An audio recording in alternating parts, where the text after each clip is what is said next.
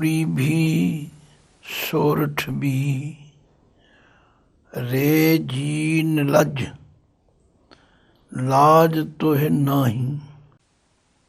हर तज कत काहू के जाही, रहाओ जाको ठाकुर ऊंचा होई। सो जन पर घर जात न सोही।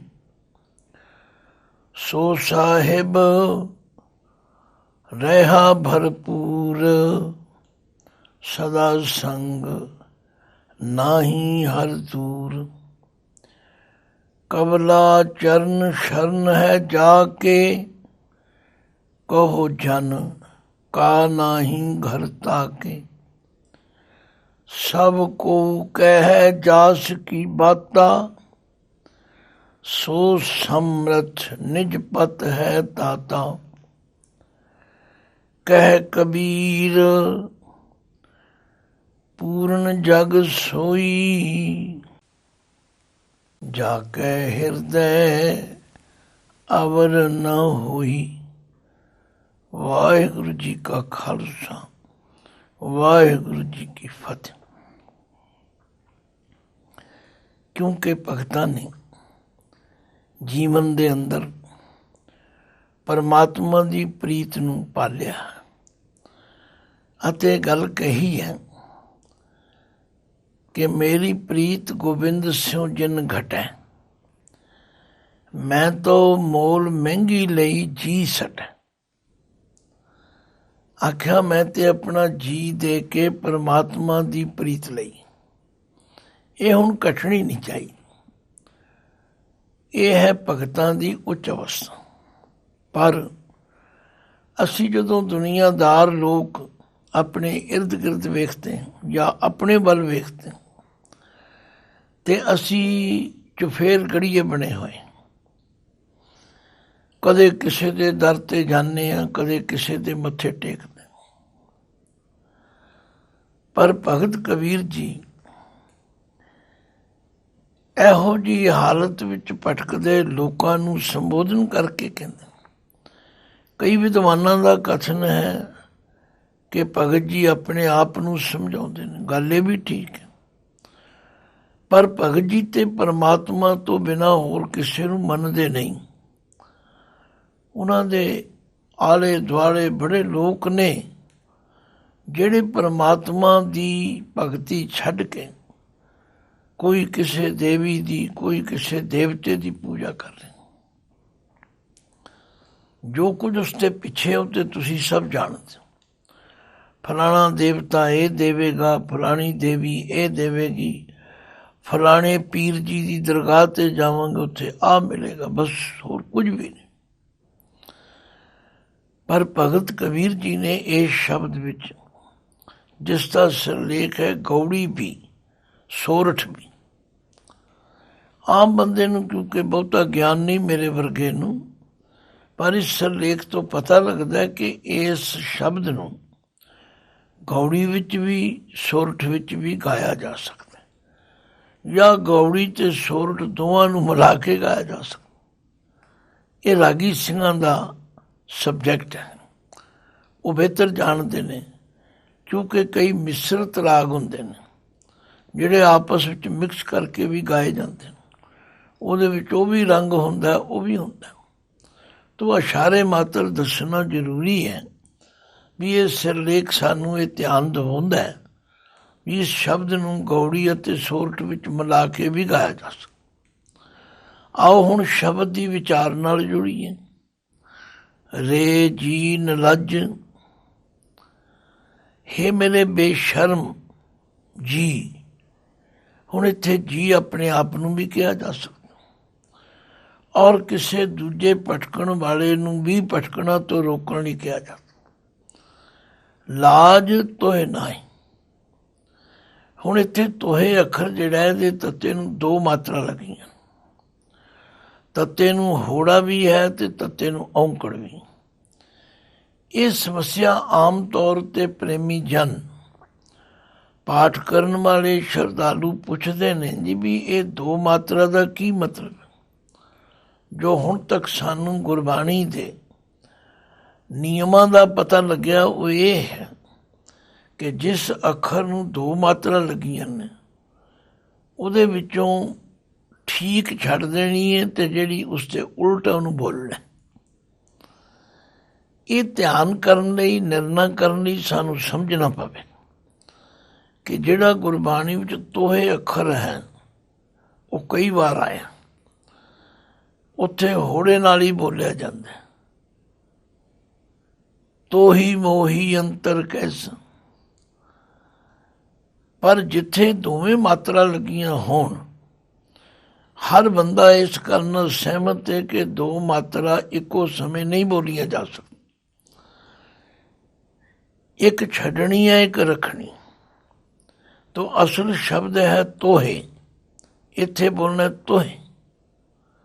ਹੋੜੇ ਦੀ ਬਜਾਏ ਔਂਕੜ ਦਾ ਉਚਾਰਨ ਕਰਨਾ।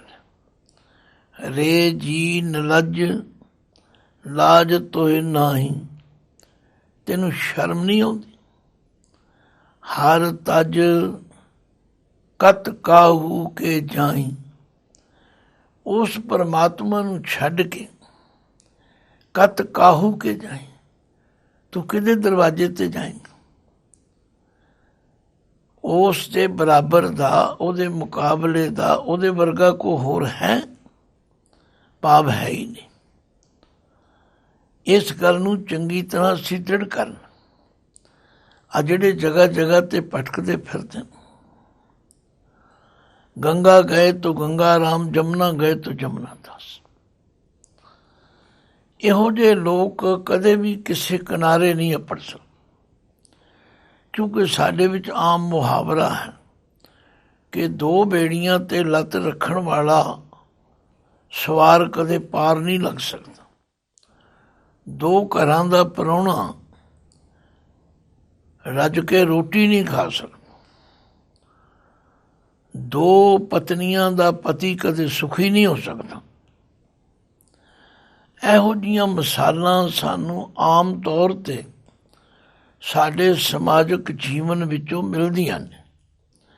ਇਸ ਲਈ ਭਗਤ ਕਬੀਰ ਜੀ ਕਹਿੰਦੇ ਨੇ, ਰੇ ਜੀ ਨਲਜ ਲਾਜ ਤੋਹੇ ਨਾਹੀ, ਹਰ ਤਜ ਕਤ ਕਾਹੂ ਕੇ ਜਾਈ। ਤਜ ਦੇ ਜਜੇ ਨੂੰ ਸਿਆਰੀ ਹੈ, ਹਰੀ ਨੂੰ ਛੱਡ ਕੇ, ਹਰੀ ਦਾ ਦਰਵਾਜ਼ਾ ਛੱਡ ਕੇ ਕਤ ਕਾਹੂ ਕੇ ਜਾਈ, ਤੂੰ ਕਿੱਥੇ ਕਿਹਦੇ ਕੋਲ ਜਾਏਂਗਾ? ਭਾਵ ਹਰੀ ਵਰਗਾ ਕੋਈ ਹੈ ਹੀ ਨਹੀਂ। ਉਹ ਤਾਂ ਕਰਨ ਕਾਰਨ ਪ੍ਰਭ ਏਕ ਹੈ, ਉਹ ਤਾਂ ਸਾਰੀਆਂ ਕਲਾ ਦਾ ਮਾਲਕ ਹੈ। ਉਹਦੇ ਹੁਕਮ ਤੋਂ ਬਾਹਰ ਕੁਝ ਵੀ ਨਹੀਂ। ਇਸ ਲਈ ਇਹੋ ਜਿਹੇ ਪਰਮਾਤਮਾ ਨੂੰ ਛੱਡ ਕੇ ਤੂੰ ਹੋਰ ਕਿਹੜੇ ਪਾਸੇ ਰਹਾਓ। ਜਾ ਕੋ ਠਾਕੁਰ ਉੱਚਾ ਹੋਈ, ਜਿਹਦਾ ਮਾਲਕ, ਜਿਹਦਾ ਸੁਆਮੀ ਉੱਚੇ ਤੋਂ ਉੱਚਾ ਹੋ, ਜਿਹਦੇ ਬਰਾਬਰ ਕੋਈ ਹੋਰ ਹੈ ਹੀ ਨਹੀਂ। ਸੋ ਜਨ ਪਰ ਘਰ ਜਾਤ ਨ ਸੋਹੀ, ਉਹ ਜਨ ਪਰ ਘਰ ਦੂਜਿਆਂ ਦੇ ਘਰ ਜਾਂਦਾ ਸ਼ੋਭਾ ਨਹੀਂ ਪਾਉਂਦਾ, ਉਹਨੂੰ ਲੋਕ ਸ਼ਰਮਿੰਦਾ ਕਰਨ।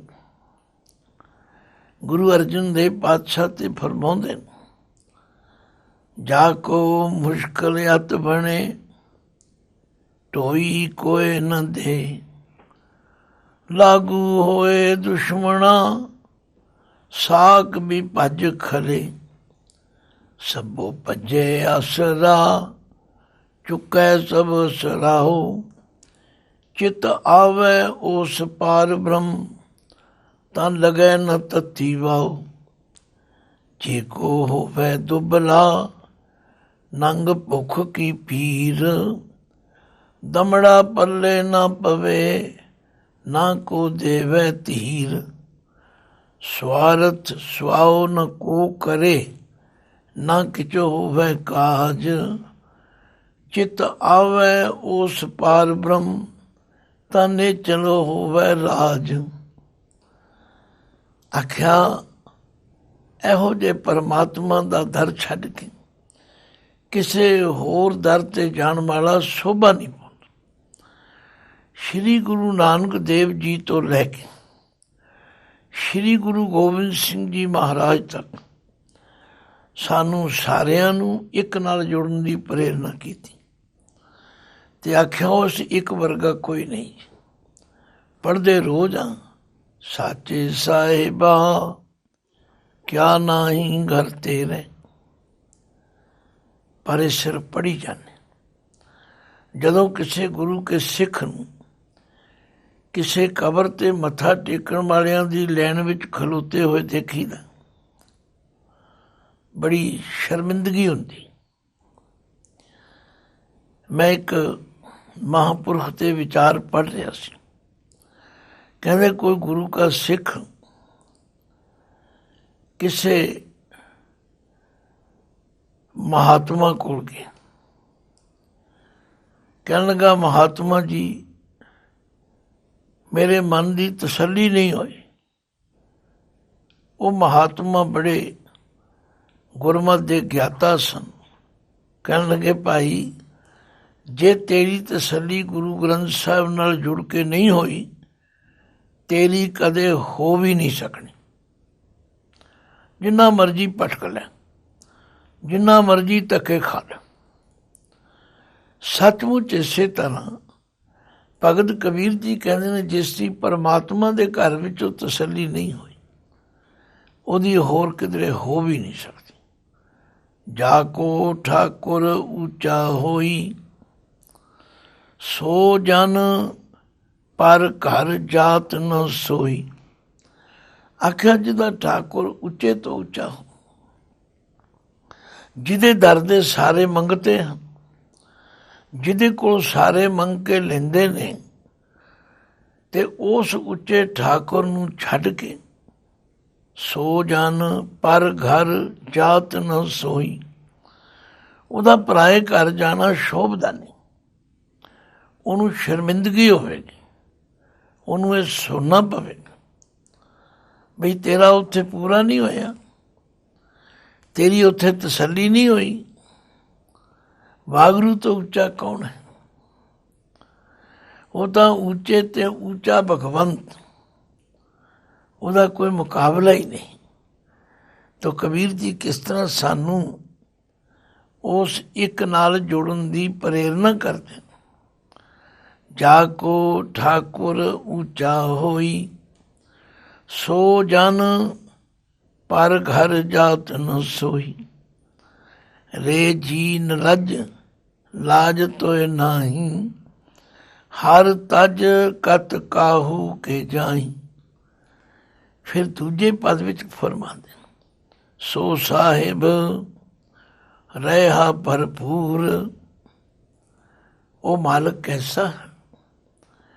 ਉਹ ਤਾਂ ਭਰਪੂਰ ਹੈ, ਨੱਕੋ ਨੱਕ ਭਰਿਆ ਹੋਇਆ। ਕੋਈ ਐਸੀ ਜਗ੍ਹਾ ਨਹੀਂ ਜਿੱਥੇ ਉਹ ਨਹੀਂ ਹੈ। ਸਦਾ ਸੰਗ ਨਾਹੀਂ ਹਰ ਦੂਰ, ਔਰ ਉਹ ਸਦਾ ਸਾਡੇ ਸੰਗ ਨਾਲ ਹੈ, ਕਿਧਰੇ ਦੂਰ ਨਹੀਂ ਹੈ। ਇਸੇ ਲਈ ਉਸਨੂੰ ਅੰਤਰਜਾਮੀ ਮਿਲਿਆ। ਇਸੇ ਲਈ ਅਸੀਂ ਰੋਜ਼ ਚੌਪਈ 'ਚ ਪੜ੍ਹਦੇ ਹਾਂ ਘਟ ਘਟ ਕੇ, ਅੰਤਰ ਕੀ ਜਾਨਤ ਭਲੇ ਬੁਰੇ ਕੀ ਪੀਰ ਪਛਾਨਤ। ਸੋ ਸਾਹਿਬ ਰਹਿਆ ਭਰਪੂਰ। ਉਹ ਮਾਲਕ ਜੋ ਸਭ ਜਗ੍ਹਾ ਤੇ ਭਰਪੂਰ ਹੈ। ਜਾਂ ਜਾਂ ਪੇਖੋ ਤਾਂ ਹਜ਼ੂਰ, ਦੂਰ ਕਤੋਂ ਨਾ ਜਾਈ। ਰਵ ਰਿਹਾ ਸਰਬਤਰ ਮੈਂ, ਮਨ ਸਦਾ ਧਿਆਈ। ਈਤ ਊਤ ਨਹੀਂ ਵਿਛੁੜੈ, ਸੋ ਸੰਗੀ ਗਨੀਐ। ਬਿਨ ਸਜਾਏ ਜੋ ਨਿਮਖ ਮੈਂ, ਸੋ ਅਲਪ ਸੁਖ ਭਨੀਐ। ਰਾਉ ਪ੍ਰਤਪਾਲੈ ਅਪਿਆਉ ਦੇ, ਕਛ ਊਨ ਨ ਹੋਈ। ਸਾਸ ਸਾਸ ਸੰਭਾਲਤਾ, ਮੇਰਾ ਪ੍ਰਭ ਸੋਈ। ਅਛਲ ਅਛੇਦ ਅਪਾਰ ਪ੍ਰਭ, ਉੱਚਾ ਜਾ ਕਾ ਰੂਪ। ਜਪ ਜਪ ਕਰੈ ਆਨੰਦ ਜਨ, ਅਚਰਜ ਆਨੂਪ। ਇਸ ਲਈ ਅਰਦਾਸ ਕਰੀਏ, ਸਾਮਤ ਦੇਹੁ ਦਇਆਲ ਪ੍ਰਭ, ਜਿਤ ਤੁਮੈ ਅਰਾਧਾ। ਹੇ ਵਾਹਿਗੁਰੂ, ਐਸੀ ਮਤ ਦਿਓ, ਜੇ ਤੁਸੀਂ ਟੁੱਟੇ ਹੋ ਐਸੀ ਦ੍ਰਿੜਤਾ ਦਿਓ। ਜੇ ਤੂੰ ਟੁੱਠਾ ਕਿਰਪਾ ਨਿਧਾਨ, ਨਾ ਦੂਜਾ ਵੇਖਾਲ। ਏਹਾ ਪਾਈ ਮੂੰਹ ਦਾਤੜੀ, ਨਿਤ ਹਿਰਦੈ ਰਖਾਂ ਸੰਭਾਲ। ਵਿਣ ਤੁਧ ਹੋਰ ਜੇ ਮੰਗਣਾ, ਸਿਰ ਦੁੱਖਾਂ ਕੇ ਦੁੱਖ। ਦੇਹ ਨਾਮ ਸੰਤੋਖੀਆਂ, ਉਤਰੇ ਮਨ ਕੀ ਭੁੱਖ। ਹੇ ਵਾਹਿਗੁਰੂ, ਸਾਡੇ ਤੇ ਕਿਰਪਾ ਕਰੋ। ਪਾਤਸ਼ਾਹ ਕਬੀਰ ਜੀ ਕਿਤਨੇ ਪਿਆਰ ਨਾਲ ਸਮਝਾ ਰਹੇ ਨੇ। ਸੋ ਸਾਹਿਬ ਰਹਿਆ ਭਰਪੂਰ, ਸਦਾ ਸੰਗ ਨਾਹੀ ਹਰ ਦੂਰ। ਉਹ ਕਿਤੇ ਦੂਰ ਵੀ ਨਹੀਂ ਹੈ, ਉਸ ਨੂੰ ਕੁਝ ਕਹਿਣ ਸੁਣਨ ਦੀ ਵੀ ਲੋੜ ਨਹੀਂ, ਕਿਉਂਕਿ ਘਟ ਘਟ ਕੇ ਅੰਤਰ ਕੀ ਜਾਣੈ, ਭਲੇ ਬੁਰੇ ਕੀ ਪੀਰ ਪਛਾਨੈ। ਉਹ ਸਭ ਦੇ ਅੰਦਰ ਦੀ ਗੱਲ ਜਾਣ। ਫਿਰ ਉਹਦੀਆਂ ਸਿਫਤਾਂ ਕਰਦੇ ਹੋਏ ਭਗਤ ਜੀ ਕਹਿੰਦੇ ਨੇ, ਕਬਲਾ ਚਰਨ ਸ਼ਰਨ ਹੈ ਜਾ ਕੇ। ਜਿਹਨੂੰ ਲੋਕ ਲక్ష్ਮੀ ਕਹਿੰਦੇ ਨੇ, ਮਾਇਆ ਕਹਿੰਦੇ ਨੇ, ਜਿਹਦੀ ਪੂਜਾ ਕਰ, ਕਹਿੰਦੇ ਉਹ ਤੇ ਚਰਨਾਂ ਦੀ ਦਾਸੀ ਹੈ। ਉਹ ਤੇ ਉਹਦੇ ਚਰਨ ਸ਼ਰਨ ਵਿੱਚ ਬੈਠੀ ਹੱਥ ਜੋੜ ਕੇ ਹਾਜ਼ਰ ਹੈ। ਕਬਲਾ ਚਰਨ ਸ਼ਰਨ ਹੈ ਜਾ ਕੇ, ਕਹੋ ਜਨ ਕਾ ਨਾਹੀ ਘਰ ਤਾਕੀ।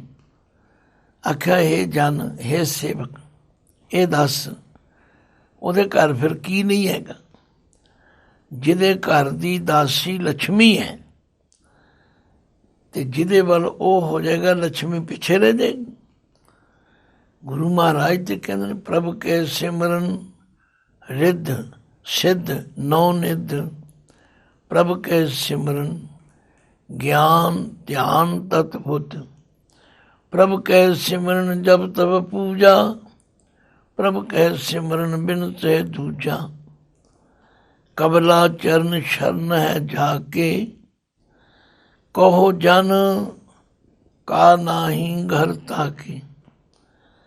ਕਿੰਨੀ ਵਾਰੀ ਆਨੰਦ ਸਾਹਿਬ ਪੜ੍ਹਦੇ, ਪਰ ਪੜ੍ਹ ਕੇ ਉਸ 'ਤੇ ਅਮਲ ਕਰੀਏ।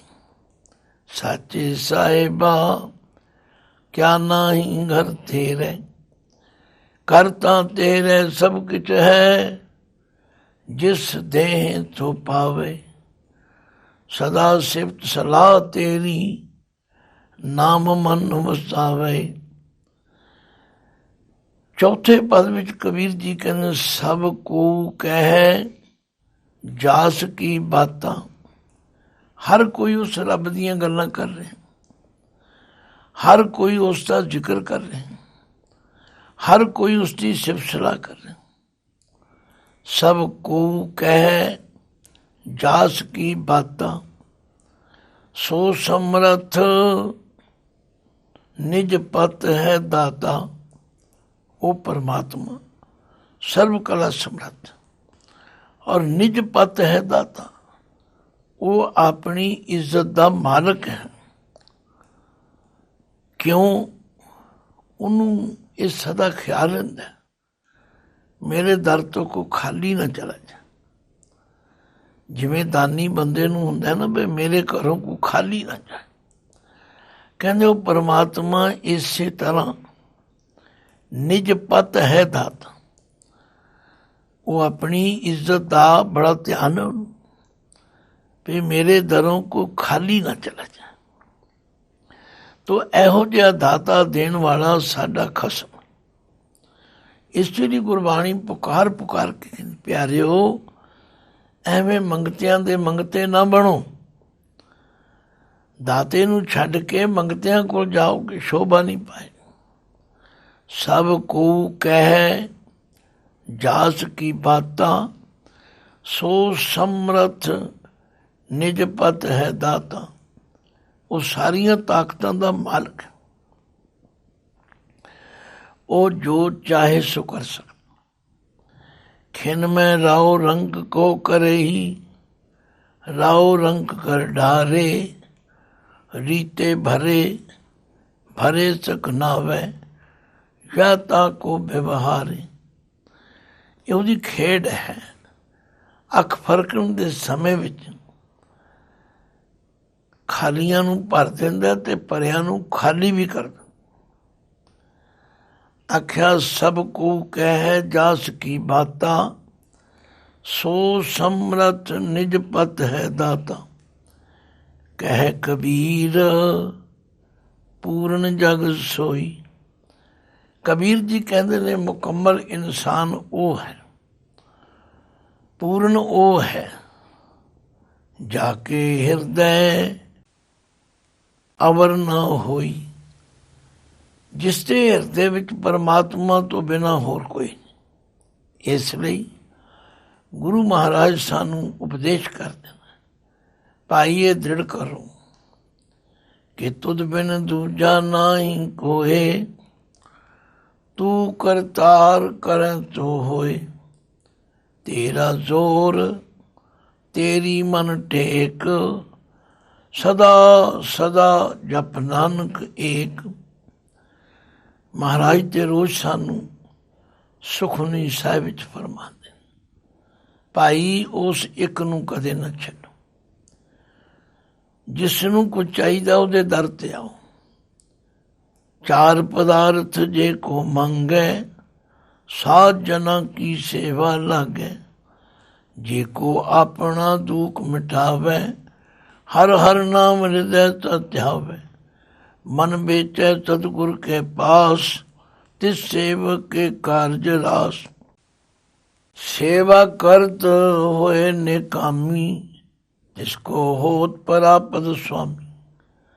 ਤਾਂ ਤੇ ਕਬੀਰ ਜੀ ਨੇ ਇਹ ਨਿਰਣਾ ਕਰ ਦਿੱਤਾ, ਕਹਿ ਕਬੀਰ ਪੂਰਨ ਜਗ ਸੋਈ। ਇਸ ਜਗਤ ਦੇ ਅੰਦਰ ਉਹੀ ਮਨੁੱਖ ਪੂਰਨ ਹੈ, ਉਹੀ ਮੁਕੰਮਲ ਹੈ, ਜਾ ਕੇ ਹਿਰਦੈ ਅਵਰ ਨਾ ਹੋਈ, ਜਿਸ ਦੇ ਹਿਰਦੇ ਵਿੱਚ ਪਰਮਾਤਮਾ ਤੋਂ ਬਿਨਾਂ ਹੋਰ ਕੋਈ।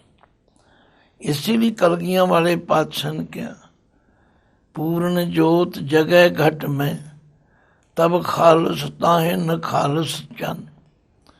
ਉਹੀ ਅਸਲ ਖਾਲਸਾ ਹੈ, ਜਿਹਦੇ ਅੰਦਰ ਪਰਮਾਤਮਾ ਦੀ ਪ੍ਰੀਤ ਯੋਗਤਾ ਹੈ, ਜਿਹੜਾ ਪਰਮਾਤਮਾ ਨੂੰ ਛੱਡ ਕੇ ਹੋਰ ਕਿਸੇ ਪਾਸੇ ਨਹੀਂ। ਇਸੇ ਲਈ ਗੁਰੂ ਕੇ ਸਿੱਖਾਂ ਨੂੰ ਇੱਕ ਅਕਾਲ ਪੁਰਖ ਤੋਂ ਬਿਨਾਂ ਹੋਰ ਕਿਸੇ ਦੀ ਝਾਕ ਨਹੀਂ ਹੋਣੀ ਚਾਹੀਦੀ।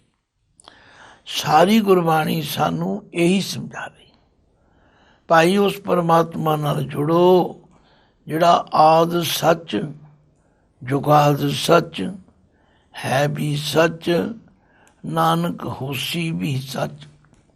ਆਦ ਪੂਰਨ, ਮਧ ਪੂਰਨ, ਅੰਤ ਪੂਰਨ ਪਰਮੇਸ਼ਵਰਾ। ਸਿਮਰੰਤ ਸੰਤ ਸਰਬਤਰ ਰਮਣ, ਨਾਨਕ ਅਗਨਾਤਨ ਜਗਦੀਸ਼ਵਰਾ। ਲਓ, ਸਾਰੇ ਸ਼ਬਦ ਦਾ ਨਿਚੋੜ ਹੈ ਕਿ ਇੱਕ ਪਰਮਾਤਮਾ ਨੂੰ ਛੱਡ ਕੇ ਹੋਰ ਕਿਸੇ ਦੇ ਦਰ 'ਤੇ ਨਾ ਜਾਓ। ਵਾਹਿਗੁਰੂ ਜੀ ਕਾ ਖਾਲਸਾ, ਵਾਹਿਗੁਰੂ ਜੀ ਕੀ ਫਤਿਹ।